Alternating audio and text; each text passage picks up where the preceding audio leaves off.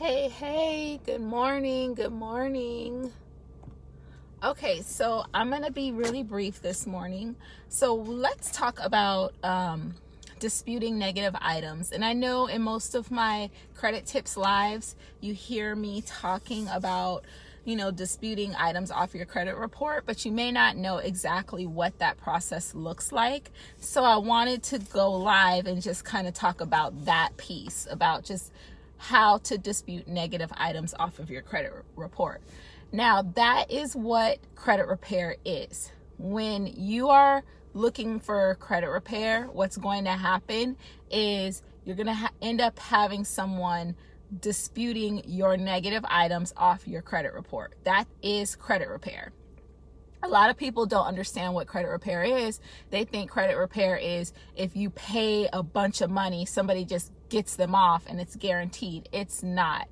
There is no guaranteed credit repair process. So if anyone is telling you, like if you're thinking about getting your credit repaired, and if anyone is telling you you are guaranteed to have your credit go up a certain amount in certain amount of time, or it's guaranteed to have everything off your credit report, that is not true. Not if it's done correctly and legally. If you're looking to have your credit repaired legally, no one can guarantee anything with your credit repair process, because it's not up to the person who's helping you with your credit. It's up to the credit bureaus what happens with your credit repair as far as disputing these items. Now, there are ways to be more successful in getting items off of your credit report by certain language in your letters that you use, but there's never any guarantee. So I just wanted to put that out there first. So disputing your negative items is a process. Good morning, everyone coming in. It is a process. You should expect it to take at least 6 months, at least 6 to 9 months to really start seeing results. So what disputing is basically is that's identifying inaccuracies on your credit report and asking each credit bureau to complete an investigation and remove anything that they cannot validate is 100% accurate. You always want to do this in writing. Never do it online. Don't dispute online. Don't dispute through Credit Karma. Always do this in writing. It's best if you have your personal information updated first. So I recommend before starting any dispute process to first update your personal information. On your credit reports, all 3 credit bureaus, you only want to have one name. If you're recently married and you're using and you've used 2 names recently, 2 names, 1 phone number, 1 address, and 1 employer. That's it. Unless you just recently switched job, maybe have the 2.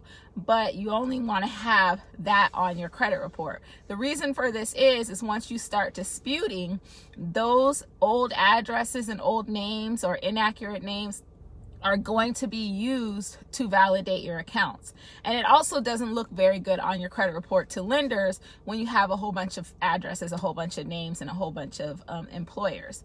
So you want to do that first. You want to send a letter to the credit bureaus to have your personal information updated so that you only have the information that you want on your credit report to be on your credit report.